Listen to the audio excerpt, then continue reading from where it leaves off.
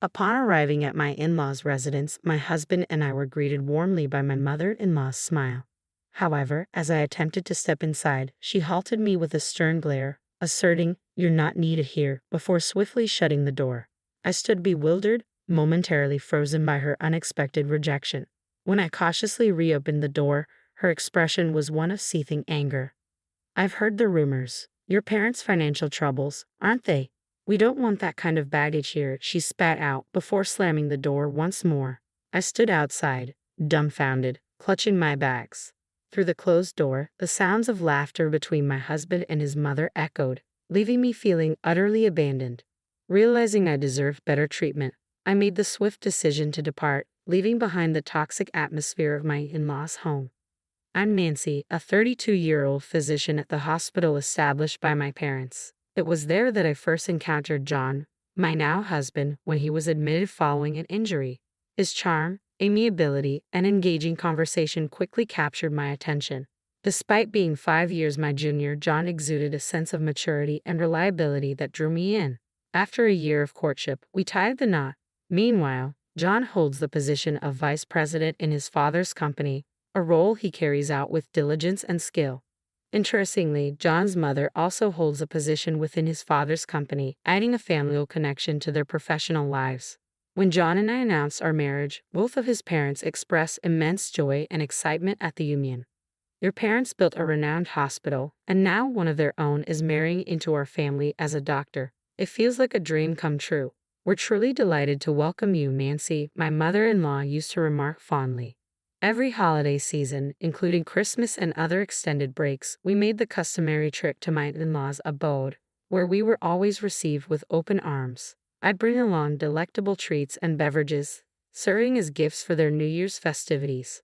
My mother-in-law would orchestrate the cooking, graciously declining my offers of assistance. "Nancy, you toil tirelessly as a doctor. Just relax and enjoy your time here. Your family, there's no need for you to lift a finger," my husband would reassure me. Anticipation always tinged these visits with excitement, but today felt peculiar, particularly in my mother-in-law's demeanor. Her once warm gaze now bore into me with an icy chill, akin to that of a vampire. It marked the first instance of such frostiness from them. Debt? Such a concept had never crossed my mind in my parents' household. I have a younger brother, a fellow doctor, who works alongside me at our family's hospital. While my father had recently broached the topic of his health in a discussion with me, there had been no mention of any financial woes. As I drove home, a conversation from a week ago with my husband replayed in my mind. Despite our demanding careers, we coincidentally arrived home together that day. "I heard from my dad. He's considering retirement from surgery due to his declining eyesight. They decided to close the hospital," I informed him. My husband's reaction was one of disbelief. "The hospital shutting down? Could it be due to debts or something?" he questioned, visibly startled. "I'm not certain about debts, but they're discussing selling the hospital property. So, it looks like you won't be continuing your work there, and I might take a break for a while," I explained, before an emergency call from the hospital abruptly interrupted our conversation. "We'll have to pick this up later," I hastily added, realizing there was little time to spare. Later on, my husband justified his prolonged absences by citing work commitments, leaving us with scant opportunities to connect due to my night shifts. I suspected he may have embellished our conversation, perhaps implying to his parents that my family's hospital closure was linked to financial troubles and my involvement in resolving them. However, the frigid reception from my mother-in-law remained unfathomable. Lost in contemplation, I was en route home when a ringing phone from my bag jolted me from my reverie. Locked out by my mother-in-law, I had inadvertently driven off with my husband's belongings still in the car. His incessantly ringing phone piqued my concern. Though I had never entertained the idea of snooping before, the urgency of the situation nudged me to glance at the screen. Stopping the car, I retrieved his phone and attempted to unlock it, speculating that my husband's aversion to complexity would render the password simple. As anticipated, it yielded to his birth date. The caller, identified as Susan, was unfamiliar to me. Curiosity getting the better of me, I sifted through the message history, and what I discovered was nothing short of startling. "I want to see you soon. I wish I could be with Susan forever. I'll be with my wife during the New Year holidays. I'll miss you. Once I get the money, I plan to leave her." Really? That makes me happy. I love Susan the most. These were the damning messages I found on my husband's phone, betraying his infidelity. My perception of him, along with my in-laws, crumbled in an instant. With no one else to confide in, I couldn't shake off the weight of the evidence I had discovered. Driven by a need for further confirmation, I ventured into my husband's study in search of more incriminating evidence. Rifling through his belongings, I stumbled upon a drawer containing photographs of him with an unfamiliar woman, presumably taken during a trip, alongside hotel receipts and other damning documents. Each revelation struck like a blow to my already shattered trust. Unable to bear the weight of this betrayal alone, I made the decision to seek solace at my parents' home. As I pressed the doorbell, it was my mother who greeted me, her surprise evident as she swung the door open. "Why are you here so late? You look pale. Are you okay?" My mother's concerned voice greeted me as tears welled in my eyes. Her caring presence was a balm to my distraught soul as she swiftly enveloped me in a warm blanket. Sensing my distress, my father's concern was palpable as he inquired about what had transpired. With trembling lips, I recounted the unsettling behavior of my in-laws. My mother's shock mirrored my own, while my father's anger simmered beneath the surface. "Such despicable, ungrateful behavior," he seethed.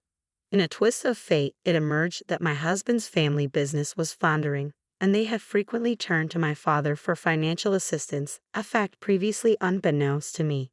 "Perhaps, for the sake of clarity, you should continue to observe their actions and discern their true intentions," my father suggested, his proposal laden with intrigue. At that moment, the idea held a peculiar allure. The following day, I mustered the courage to return to my in-laws' residence. Standing at the entrance, I raised my voice. I apologized for my immaturity as a wife. "Please allow me back in." Along with my apology, I presented an array of gourmet ingredients and fine wine as peace offerings. Eventually granted entry, I was met with a smug expression from my mother-in-law as she observed the luxurious gifts. Behind her, both my father-in-law and husband greeted me with icy stares. "We extended kindness to you under the assumption of your prestigious familial background. However, now that we're aware of your family's financial struggles, you'll need to exert yourself as a diligent wife," my mother-in-law declared, her words laced with disdain. Acknowledging the situation, I braced myself for the relentless mistreatment that followed. "Come on, get moving. Start cooking," she commanded, pushing me towards the kitchen. With the ingredients I had brought, I diligently prepared dishes and served them to my father-in-law, mother-in-law, and husband, who eagerly dug in. "Hey, we need more wine. Hurry up and fetch another bottle. You're so careless. Is this all you've prepared? You might be a skilled doctor, but you're utterly incompetent as a homemaker." They grumbled yet devoured every last bite. As I attempted to join them for a meal, my mother-in-law abruptly slapped my hand, causing my fork to clatter to the floor. "What do you think you're doing, sitting here? Do you expect to dine with us? Housemaids eat in the kitchen. So now I'm just a housekeeper," I retorted incredulously, my voice trembling with disbelief. "How dare you speak to me like this, John? Especially when your family's fortunes have dwindled. Is that how you truly feel? And you, Nancy, with your arrogant demeanor. I always despised it, but I tolerated it under the illusion of your family's wealth. Listen to your mother. I'll keep you around as nothing more than a housekeeper." John's words cut through me like a knife, shattering any lingering hope that his behavior was merely a facade. Realization dawned upon me. My husband's callous behavior was his true nature all along. Left alone in the cold kitchen, I resigned myself to eating the leftover scraps and facing a mountain of dirty dishes. "Save water and wash in cold," they instructed, a cruel directive that felt particularly harsh in the biting winter cold, causing my entire body to tremble uncontrollably. When night fell, my mother-in-law pointed towards a frigid shed devoid of any warmth or comfort. "Where's the bed?" I questioned, hoping for at least a semblance of decency. "What? You expect a bed?" she scoffed. "There are some old towels and cardboard in the shed. Make do," she replied callously, leaving me to confront the harsh reality of my situation. Recognizing their true colors, I discreetly recorded their abusive tirade. With nothing left to bind me to that toxic environment, I resolved to leave that house for good.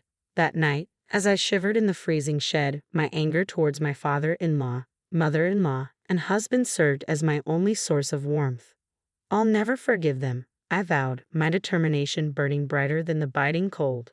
In the dead of night, after they had succumbed to drunken stupor, I silently slipped away and drove back to the sanctuary of my parents' home. As I awoke to a new day and began packing my belongings, the door burst open, and my mother-in-law and husband barged in. Do you think you can simply abandon your duties without even preparing breakfast? How dare you leave your husband behind? Their accusatory glare sent a chill down my spine. It seemed my father-in-law was absent, but my husband and mother-in-law had no qualms about continuing their onslaught of disdain.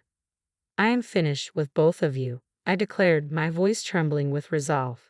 How dare you speak back to your mother-in-law and husband? You were even more insufferable than I had imagined. If you wish for a divorce, so be it. But remember, if you initiate it, you will be the one paying compensation. Perhaps you can consider selling off the hospital's land. It should fetch a handsome sum. We'll take that, my father-in-law retorted coldly, his words dripping with malice.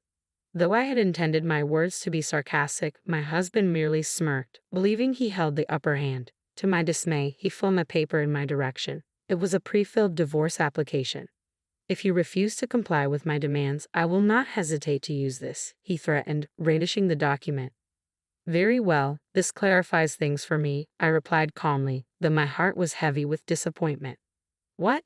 Did you expect me to plead with you to stay, burdened with a hospital on the brink of bankruptcy and drowning in debt? I have no choice but to hold on to you, isn't that right? My husband's misconception of my intentions left me speechless. While it's true that my father retired and closed down the current hospital, we have plans to relocate to a new facility near the train station. Both my brother and I will continue our work there, with me serving as the director. Contrary to what you may have heard, we are far from being in debt. In fact, we possess more than enough assets to sustain us comfortably, I explained calmly, watching as my husband and mother-in-law's faces drained of color. This cannot be true. You deceived me, my husband stammered, his voice tinged with disbelief. I attempted to clarify, but you refused to listen and instead jumped to conclusions. So your family is still affluent, is it? Then what? My mother-in-law interjected anxiously, her panic evident. Can we just forget everything that transpired yesterday and today? After all, we've always been on good terms, haven't we? She pleaded, attempting to brush aside the events of the past few days. Her sudden change of heart struck me as laughable after enduring such insults. I'm astounded that you would spew such vile abuse at me and then have the audacity to ask me to forget it all. Remember, according to you, I'm just the housekeeper, right? I retorted, my tone laced with bitterness. No, it was all a misunderstanding. Please, let's just move past this, my husband pleaded, his voice tinged with desperation. It's too late for apologies. I see through your facade now. By the way, my father will be reclaiming the $100,000 he loaned to your company, I retorted, my tone resolute. What? How did you find out about that? We don't have that kind of money, my husband exclaimed, panic creeping into his voice as he realized the magnitude of his error. Nancy, I apologize. I should have stood up for you against Mom. I promise to support you from now on, he implored, his words dripping with regret. You mean support Susan, right? I countered sharply, my patience wearing thin. How did you know about Susan? You were seeing her behind my back while pretending to work late. But I have all the evidence, I declared, displaying the incriminating photos and email exchanges on my phone. My husband's face paled as he stared at the damning evidence, beads of sweat forming on his forehead. You will be the one compensating me. Susan was just a meaningless fling I met at a bar. I'll end things with her. Please find it in your heart to forgive me, my husband pleaded, his apology accompanied by a pitiful demeanor. Tears and drool mingled on the floor, lending him an air of wretchedness. But that wasn't the end of it. I presented him with a photo of a life insurance policy taken out in my name and a detailed pamphlet on car maintenance, conspicuously highlighting a section regarding brake tampering. Not only did you covet my family's wealth, but you also plotted against my life. I've already informed the authorities, so your threats hold no sway over me anymore, I stated firmly, my resolve unwavering. My company is in dire straits. I need the money. Please, I beg you to help me, he pleaded desperately. Don't be absurd. From now on, all communication will be conducted through our lawyers. I never want to lay eyes on you again, I retorted coldly. As he lunged towards me, my father and brother emerged from the back room, swiftly restraining him. Pinned to the ground, he wept uncontrollably, while my mother-in-law stood by, rendered speechless by the unfolding spectacle. The house is registered under my name. I intend to sell it, so I'd appreciate it if you could vacate as soon as possible, I informed my husband and mother-in-law, who had always found excuses to prolong their stay. Eventually, my brother stepped in and firmly escorted them out. Following that, I initiated divorce proceedings. Both my husband and the woman he had been unfaithful with provided compensation. Despite his persistent pleas for reconciliation, I remained resolute. It was only when I threatened to involve the authorities that he ceased his attempts to reconcile. Through legal channels, I pursued repayment from my father-in-law's company, and the $100,000 loaned by my father was successfully retrieved. With my father-in-law's business already on shaky ground, it eventually succumbed to bankruptcy, burdened with substantial debts. Now, my father-in-law, mother-in-law, and husband reside in a modest, rundown apartment. Despite their efforts, juggling multiple part-time and day jobs, they struggle to stay afloat amidst their financial woes. Meanwhile, I have found fulfillment in my role as the director of a recently established hospital, thanks to the support of my brother. Together, we are committed to providing aid to those grappling with injuries and illnesses. I've invested in a comfortable apartment near the hospital and in relishing the independence of living